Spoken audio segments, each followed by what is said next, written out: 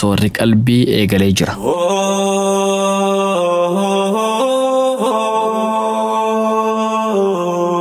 Kun raadiyoo Nuural Hudaati.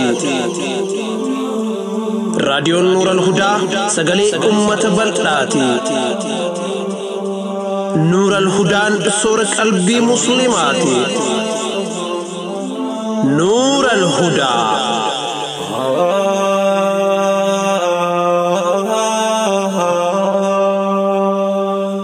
بسم الله الرحمن الرحيم الحمد لله رب العالمين الصلاة والسلام على رسول الله الأمين وعلى آله وصحبه أجمعين. السلام عليكم ورحمة الله وبركاته. هردفتو نور الهدى كبجمو أكم جرتن الحمد لله ثم الحمد لله هيا ربي قداتين هر أسنقيا وليت دجاني جر بريسا أكتوبر توربا وراني حماس دانغا إسرائيل قد أمري كامبي وراني إسرائيل إيه خانيس بوجي كتا غزاتي غلفتي تري إسرائيلوني لولا خنرتي أجيف من كما تكوفي دبا فوري أولي أجي خاسي إسرائيل بلاتو نتبو نرق أباجتشون الدنيا تيويواتي أمريكان هنگفه بيوني أوروبا بيكمون ميشا ورانا إسرائيل في إرقاجران كتا غزا كيسا فلسطينو مليون لما في جنا أولتو جرات ومن نكون قوقبي همتو إسرائيل الركيسين هدامي سرركا جراتو دبور رگه قوقبي تنا الدنيا نرقيتي أكا فرمات لاتو في هدامتو فلسطين غري ستين ججيرتني هد الراباسوف لولتو تافي لميلي إسرائيل مراسة بوجو حماسيمتي أكتوبر تربر راكاسي لولا إسرائيل حماسي في أمة فلسطين الرتبانتين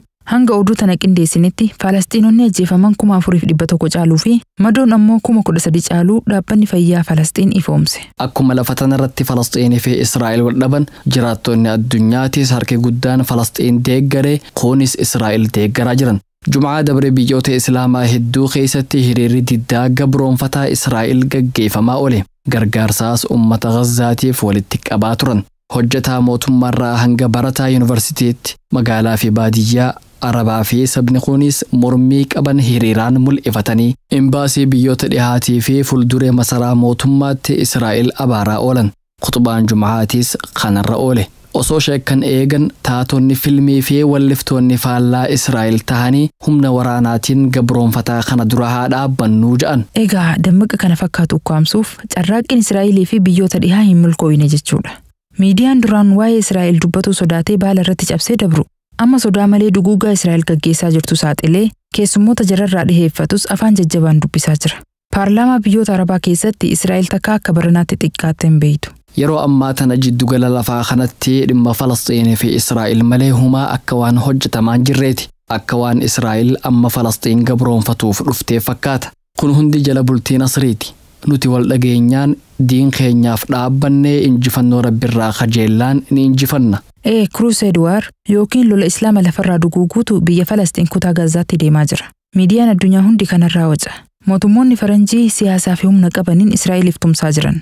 Lubbuun musliimoota miliyoona 2 olii haala nama sodaachisu keessa wayita seente kanatti lolli Falasxiinitti jalqabe kun way biyyoota ollaatti dabraa sodaa jettuutu jira. Yeroo tana wanni akkaan nu fayyadu tokkummaa keenya cimsuudha.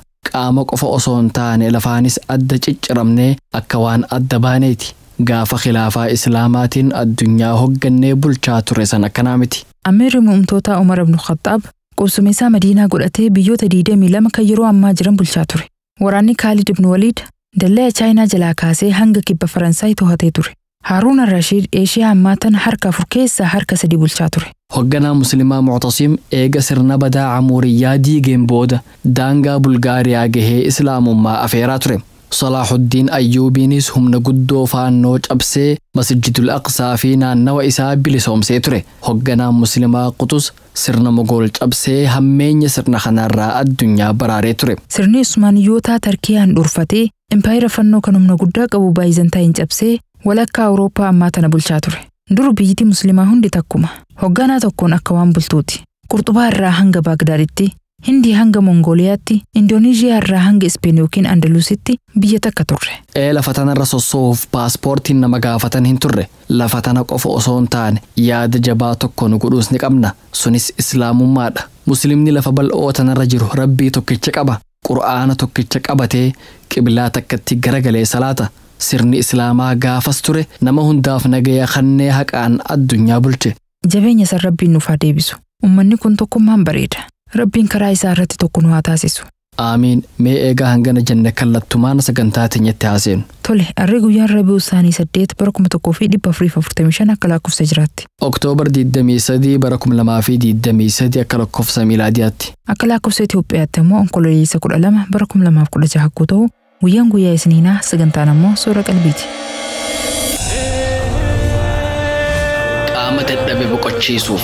Qalbii yaadaan cinqamte abdachiisuuf. Dararama nama hubu salphisuuf. Onnee laaftee kakaasuuf. Sammuu mirqaansitee isin bohaarsuuf sagantaan soora qalbii kunoo dhiyaattee jirti. Hoggumallee huu torbaanitti al takkatan isiniif dhihaattu sagantaan soora qalbii amma jalqabdi.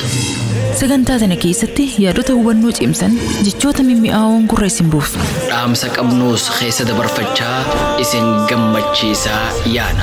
Soora qalbii. Soora qalbii. Sagantaa soora qalbii dhaddacha jaalalaatiin eegalla. Itti aansuun gama qophii tafakkurtaa harkaanfanna. Xumura irratti tana quba qabduudhaan sagantaa teenya goolabna. Amma suduudumaan gama dhaddacha jaalalaatti ceena.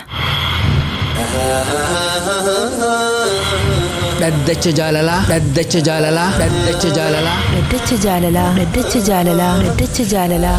Warra dhugaan wal jaalatu. Warra karaa halaalaatiin walitti hidhamee bultii jaarrate. Warra jiruu gaarii jiraachuu jiruutu wal himata. Himataa fi himatamaan yookiin ammoo himattuu fi himatamtuun dhaddacha irratti dhihaatanii jiru. Abbaan murtii kennuuf qophaa'ee jira. Abbaa moohatu walitti ilaalla. Dhaddacha jaalalaa. Iyyannoo jaalalaa. Qilleensi jaalalaa bubbisee halaala. Qilleensi jaalalaa bubbisee ilaala. Dooseen jaalalaa banamee jira. Riqicha sunnaa iyyannoo tokkoffaa galmee iyyannoo lakkoofsa 567. Assalaamu alaikum wa rahmatullaahi wa barakaatu. Akkam nagee jirtuu qopheessitoota riqicha sunnaa. Maqaan kiyya Idriis jedhama. Iyyannoon tiyya akka asii gadiiti. Intala takkaatu si jaaladhee na fuudhii naan jette. Yeroo hedduu irra deebitee rabbii jedhee na fuudhi. Ani si malee jiraachuu hin danda'u jettee na gaafatte. Ani barataadha. Barnoota shari'aatii fi kan akkaadaamiitis barachuutti jira. Kanaaf yeroo kanatti bultii ijaaruu hin danda'u dhiifama naaf godhii je'een. Isiin garuu hanga ati barnoota xumurtutti obsaan si eega. Si malee nama biroo hin heerumu abadan naan jette. An barnoota kiyya hanga dhumaa itti fufuu fedha. Kaayyoo gabaabduu isii yaaddu kanaas hin qabu. Mee isin maal na gorsitan? Obsaan isin eeggadha. Galatooma.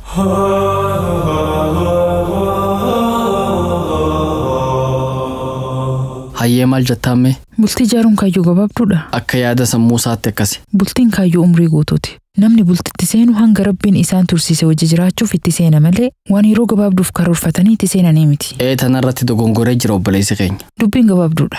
Yoo intalti taateef amma nikaa hidhatee gaafa barnoota bakkaan ga'e fuudhuu danda'a. Yoo intaltiin ta'iniif ammoo dhugaa jirtu itti himee ofirraa dhaabuu qaba. Inni ammatti bultii ijaaruun fedhuu je'eetti himee miduba. Namni bultiif gaafate isiimi. Isitu aadaan jirre baastee na fuudhi jettee gaafatte. Isa ammoo boonatu itti dhagahame natti fakkaata. Eegaa akka aadaa biyya teenyaatti dhiirri gaafata malee hin gaafatamu. Dubbii baasaatu itti dhufe. Dubbii addaatti dhugaa. Garuu itti boonuu osoo hin taane dhugaa jirtu itti himee ofirraa dhaabutu irra caala.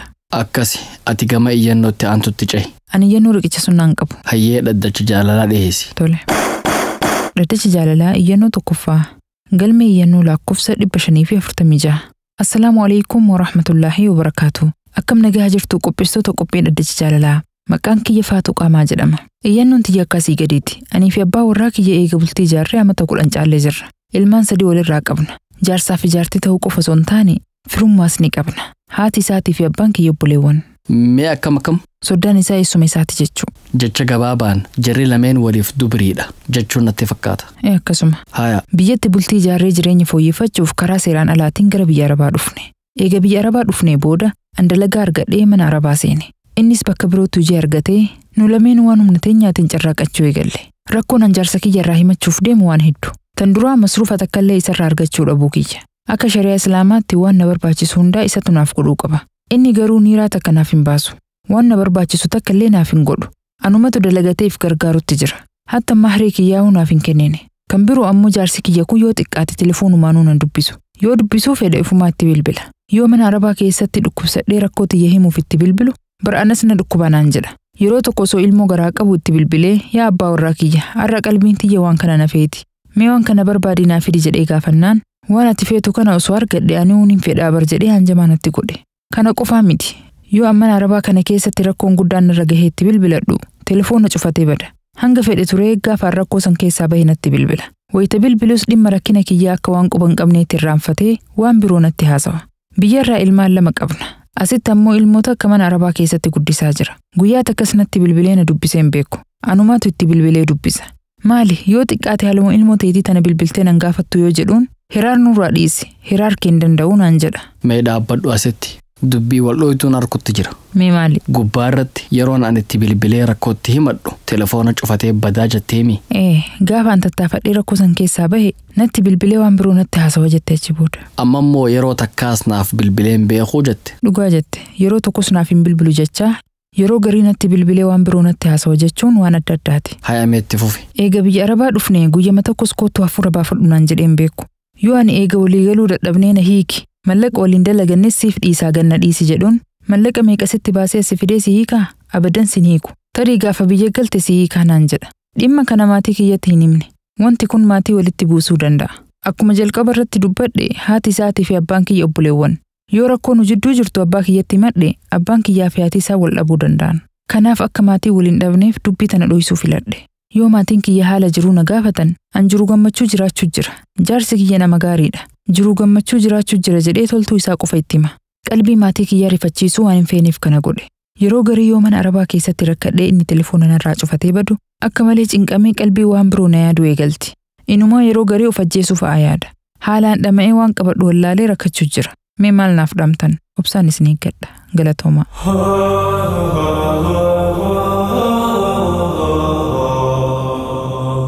Hayyee maal dhaamtaaf mee Usman? Iyyannoo sii guutuutti xiyyeeffannaan dhaggeeffadhe garuu waatu wal qabe. Mee akkamitti? Jarri lameenuu waraqaa hayyama jireenyaan qabaniimi. Namni waraqaa hin qabne akka fedhetti bakka fedhe dhaquu hin danda'u gaa. Waan akkanaan na feesisee bahii barbaadii naa fidii jettiinimi. Akkasi. Duba namni hayyama jireenyaan qabne akkamitti kana godhuu danda'a?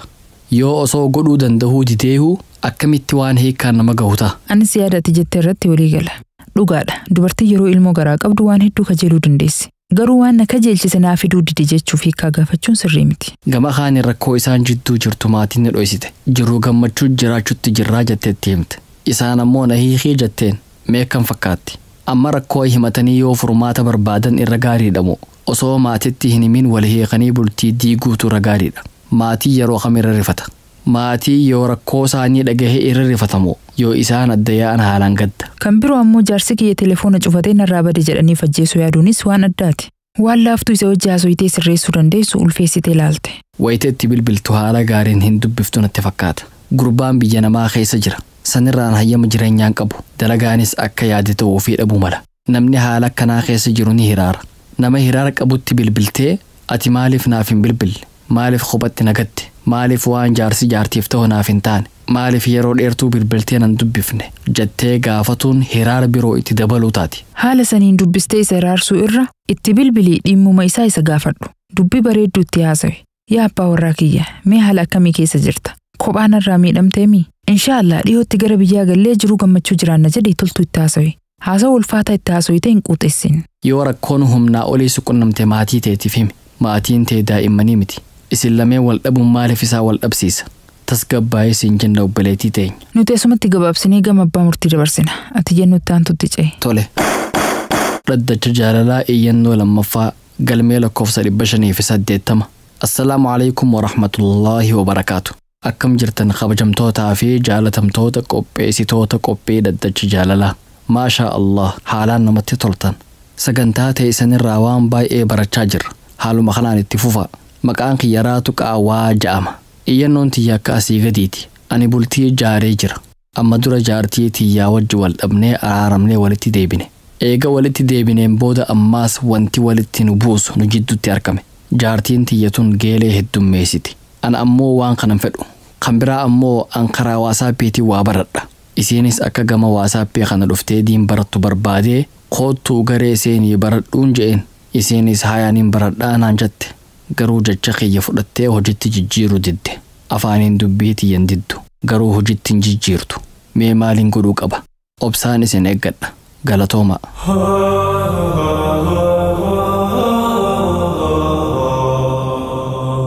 Mee maal jettaan iyyataa kanaan? Jiruun zamana akkanatti taphataate. Namni waan irratti wal dhabee itti wal diiguu barbaada. Waan jaalala cimsee walitti nama hidhu daran waan addaan nama diiguutu irra namaaf mul'ata. Garee WhatsApp seentee barachuu didde jechuun akkamitti waan himatan ta'a? Eetuun waan xiqqoo laaftutti sirreessuun danda'amu. Waan irratti wal dhabanii miti. Kootu baradhu jedhee dirqamsiisuun gaarii miti. Faayidaa achi keessaa argamu yoo haala gaariin hubachiise ofumaa fiigaa dhufti. Haala gaariin itti dubbatee jaalachiisuu qaba malee WhatsApp seentee barachuu didde jedhee yaa'ii kaasuun sirrii miti. Inni abbaa warraatiimi. Waan fedhetti ajajuun mirga isaatiimi. Sun waan shari'aan karaa godhe kaa. Nuti wayisanii jiraachuu jirra. Osoo shari'aa jala deemnee maaliif jiruun teenya taphataati? Wanti namni guyyaarraa wal hiikaa ooluuf maali? Shari'aa irraa fagaachuu miti. Dhuga jette. Haala addunyaan itti jirtu laaluun barbaachisaadha. Waan hafte gama abbaa murtii dabarsina. Ati iyyannootti hidhaatu qabdaa? Hin qabu. Dhaggeeffattoota keenya kabajamoo. Iyyannoon irraaf kurfeeffannettanuma. Hayyama rabbii guddaatiin murtiin dhaddacha kanaa Khamiisa galgala isiniif dhiyaatti. Dhaddacha irraa goolabamee jira.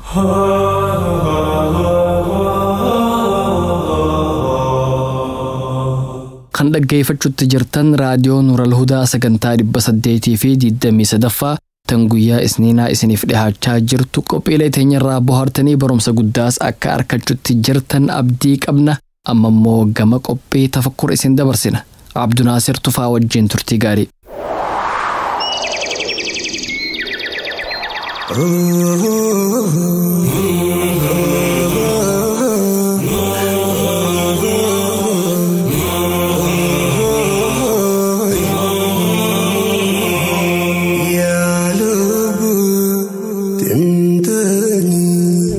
السلام عليكم ورحمة الله وبركاته. حكم جرتن كبجمتو تردوتوتم سورة قلبي مسلمة هردس كوبيك يتفكر كان أممالي غرغراتين داوانم كبادي سنتديبي جرم أمم أردا كنم داو وچوف بشان كيس غسينون دركموان نتتوف أفورغا فرداتيم نفانا غر بشاني سينم namoonni hafuura gahaan qabnee fi bishaan daakkaan beeknee dambalii aadaatiin nafaana gulufuu ni dandeettu. Maqaan uumama ardhaa waliin daawwannu Wolf Eel jedhama. Maqaan uumama kana jechoota lamarraa kan moggaafame yoo ta'u, jechi jalqaba Wolf yeeyyii jechuu yoo ta'u, uumamni Wolf jedhamu bishaan keessa osoo hin taane dirree gubbaa jiraata. Jechi lammataa immoo Eel kan jiru yoo ta'u, waa'ee uumama kanaa amma dura isiniif dhiyeessee ture. Eel bineensa boca qaamaatiin akka bofaa dheeraa ta'ee fi bishaan keessa jiraatudha. Har'a garuu uumamni nuti ilaallu yeeyyii fi eelis miti. Uumamni har'a waliin ilaallu boca qaamaatiin yoo taate malee bineensota amma maqaa dhoofneen waliin wanti isa wal fakkeessu hin jiru. Gabaabumatti uumamni har'a ilaallu qurxummiidha.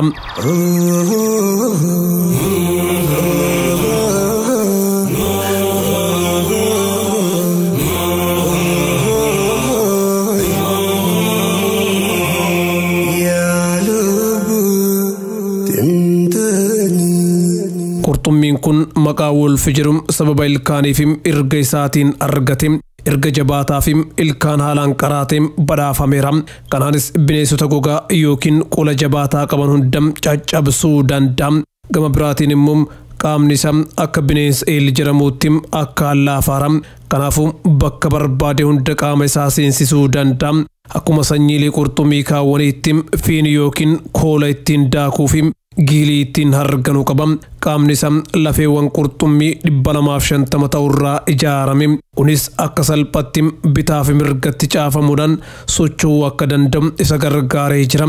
Warroonni umriidhaan gurguddaa gogaa bifa daalacha magaalaa fi magariisa kan qaban yoo ta'u, saala qurxummii kana adda baafachuudhaaf bifa gogaa laaluun gahaadha.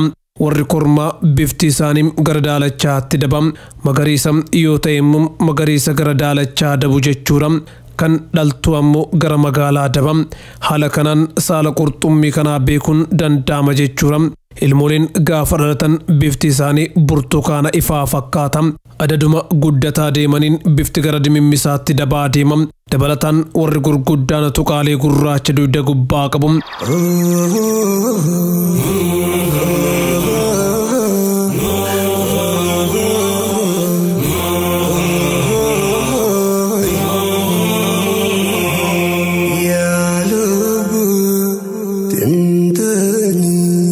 wolfiil qurxummiiwwan gurguddaa jedhaman keessatti ramadamam afreejiran agameetiram 2.4 dheeratam ulfaatinni isaatis paawundii 40 yookiin kiloogiraamii 18.14 ni ta'a.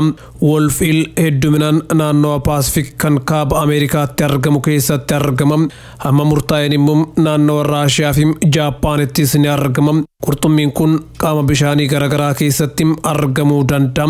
Bishaan haalaan gad fagoo ta'ee fi kan hedduus qilee hin ta'in keessattis ni argama. Bishaan jalam hanga meetira 220 gasseenii daakuu danda'a. Wolfiil bishaan suuqiddaawaa keessatti qofa argama. Warri umriin bubbule naannoo dhakaan heddummaatu keessa qubatu. Keessattuu goda bishaana jalatti argamu keessatti dhokatanii dabarsuu filatu. Ilmooleen xixiqqoon garuu bishaan qulqulluu kan da'oo takkallee hin qabne keessa daakuu filatu. Wolfiil diina hedduu siin qabu. Warri uggeem itti dhiyaatu bineensota gurguddaa kanneen akka shaarkiiti. Haa ta'u malee ilmooleen xixiqqoo fi hanqaaquun isaa bineensota hedduun adamsamu. Gama biraatiin qurxummiin kun bineensota hedduu adamsuudhaan beekama. Kanneen qola akka dhagaatti jabaatu qaban hunda caccabsee soorachuu danda'a. Ilkaan qaraa waan fedhe muruu danda'uu fi erga jabaa waan humna qabu keessatti ukkaamsee ittiin caccabsuu danda'u qaba. Haala saniin warra qola qaban kanneen akka kiraab caccabsee soorata. Dabalataanis qurxummiin kun qurxummiilee gogaan isaanii laafaatis ni soorata.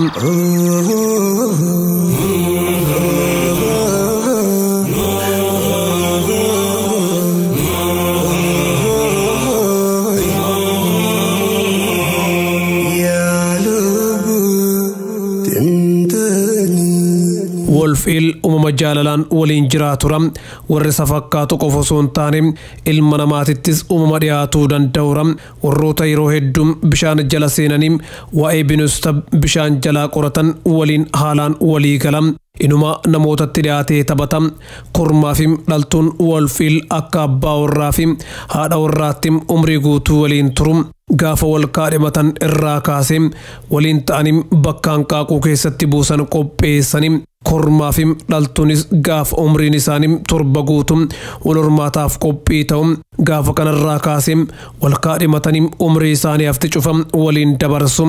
Yoo dhiibbaan humnaa olii addaan isaan baase malee jaarsaa fi jaartiin addaan bahanii yeroo wal hormaataatitti akka dhaltuun hanqaaquuf jecha kormaan garaa dhaltuu irra ciisuudhaan garaa isii dhidhiiba. Sanbooda dhaltuun hanqaaquu haga 10,000 ta'u bakka qophaa'etti hanqaaqti. Kormaan itti aansee sanyii isaa hanqaaqame san irratti dhangalaasa. Kana booda dhaltuu fi kormaanis waliin ta'anii hanqaaquu kanaaf eegumsa taasisu. Dhaltuun qaama isiitiin aga dandeettiin hanqaaquu san walitti qabdee hammatti. Kormaanis qaama dhaltuu san gubbaan ta'uun humnaan isii gargaara. Hanqaaquun gara qurxummiititti jijjiiramuudhaaf haga ji'a 3 tura. Yeroo kanatti haati hanqaaquu san olii gad gaggaragalchuudhaan qilleensaa fi waan barbaachisu cufa akka argatu taasifti. Ilmooleen gaafa dhalatan bifa burtukaanaa kan qaban yoo ta'an duuda gubbaa tuqaalee adii qabu. Adaduma guddataa deemaniin daalachawaa deemanii ilmooleen akkuma dhalataniin soorata adamsuu jalqabu. Haa ta'u malee ergi isaanii akka warra gurguddaa jabaa waan hin taaneef qurxummiiwwan xixiqqoo gogaan isaanii laafu barbaadanii adamsu. Hayyama rabbiitiin qurxummiin kun haga waggaa 25 jiraachuu danda'a.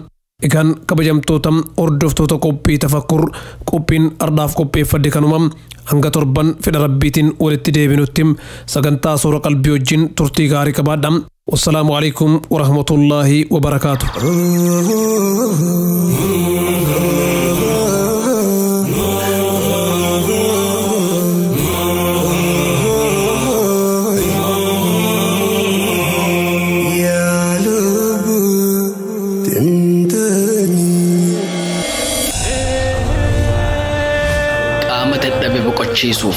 Qalbii yaadaan cinqamtee abdachiisuuf, dararama nama hubu salphisuuf, onnee laaftee kakaasuuf, sammuu mirqaansitee isin bohaarsuuf sagantaan soora qalbii kunoo dhiyaattee jirti. Soora qalbii. Soora qalbii. Dhimma dalagaatiif gama biyya takkaa imaltan haa jennu. Sa'aa dheertuuf eega xayyaarara turtaniin booda nama dalagaaf isin afeeree wajjin haaso'itanii baallama qabattanii gama iddoo qubsumaa isiniif qophaa'etti deemtan. Achitti telefoona keessan irratti alaarmii guuttanii raftan.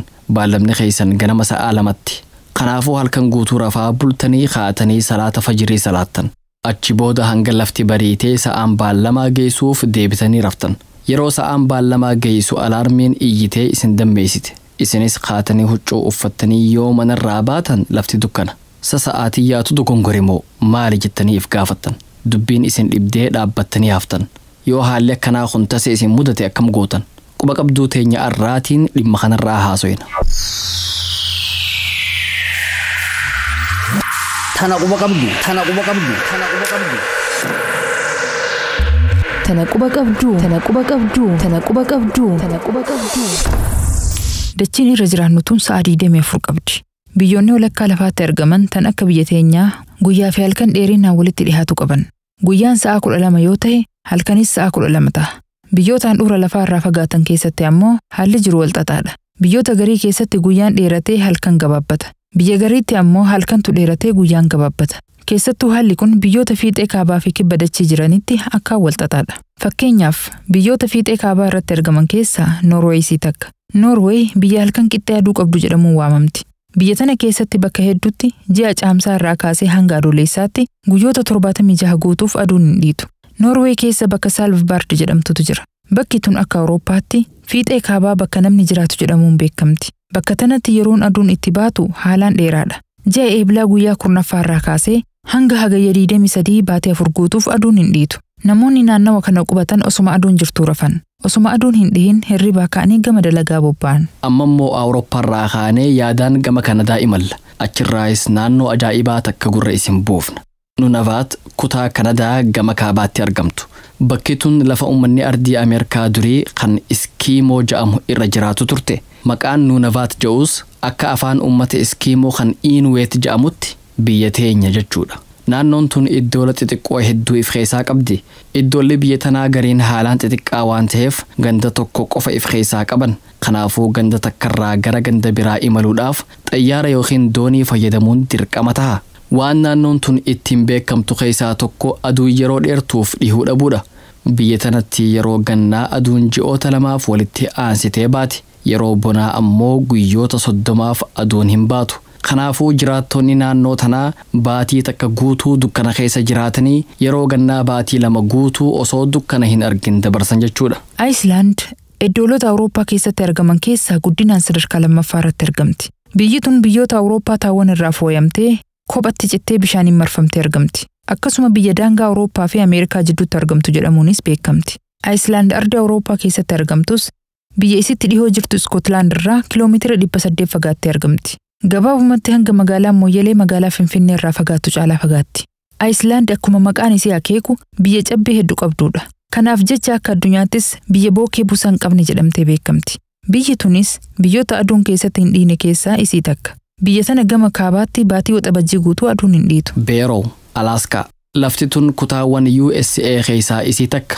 Dachii tanaan isteeta Ameerikaa jechuurra isteeta Kanadaa ja'anii yaamuutu irra dhihaata. Lafti tun biyya Raashiyaatti akkaan dhihaatti.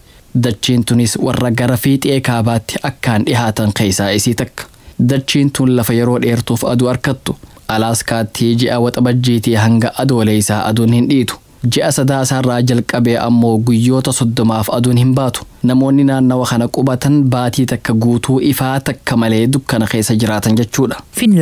Finlaand biyya haroowwanii fi iddoo lakkumaa jedhamuun beekamti. Akkasuma biyyoota Awurooppaa keessa jiran keessaa lafa akkaan bosona hedduu qabdudha. Ammas lafti tun biyya Awurooppaa bahaa fi dhiha jidduutti argamtudha. Kanuma wajji biyya aduus yeroo dheeraaf argitee dukkana keessas yeroo dheeraaf turtudha.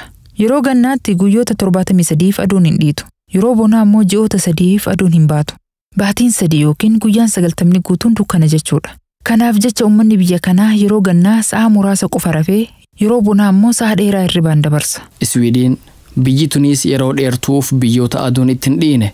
Yeroo tokko tokko kaaba Iswiidinitti baatii 6 guutuuf aduun hin dhiitu. Yeroo garii ammoo baatii 6 guutuuf aduun hin baatu. Walumaa galatti biyyoonni gara kaaba dachii tanaatti argaman aduu yeroo dheertuuf argatuudhaan beekaman.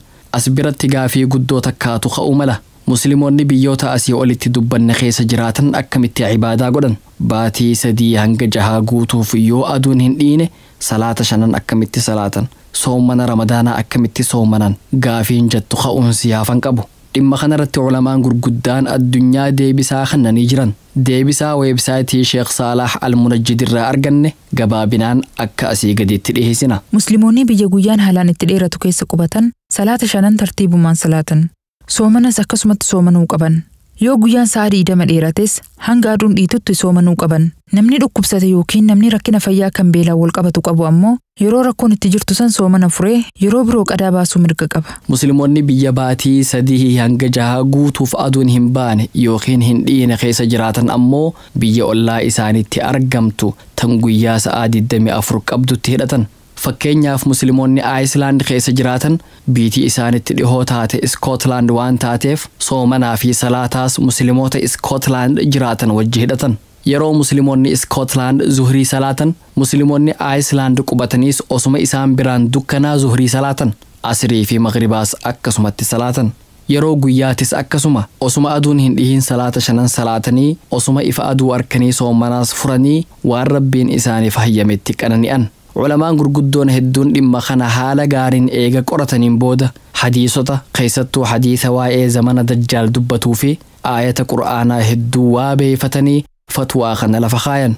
Nutis waan ulamaan bal'inaan kataban akka yeroo qusachuuf mijjaahutti haala kanaan gabaabsinee isiniif dhiheessine. Kan dhaggeeffachuutti jirtan raadiyoo Nuural Hudaa sagantaa Soora Qalbiiti. Tana quba qabdu, tana quba qabdu, tana quba qabdu. Tana quba qabdu, tana quba qabdu, tana quba qabdu, tana quba qabdu. Raadiyoo Nuural Hudaa sagantaa Soora Qalbii dhaggeeffachuu jirtu. Qophiileen har'aaf kurfeeffannee dhufne hanganuma. Gama keessummeessuutiin Anfarhee Adamii fi Usmaan Abdullatiiftu si wajjin turre. Barruu qophiilee Abuu Ibtisaamtu nuuf qopheesse. Qophii tafakkuru Abdunnaasir Tufaattu nuuf dhiyeesse. Hayyama Rabbii guddaatiin torbaan sagantaa birootiin walitti dachaana. Har'aaf asumaan nageessinitti dhaamanna. Hanga sagantaa itti aantuun walitti deebinutti nagaa Rabbii keessa nuuf jiraadhaa. Jiruu qananii keessa qubadhaa. Milkii duniyaa fi aakhiraa harkadhaa. Wassalaamu alaikum wa rahmatullaahi wa barakaatuh.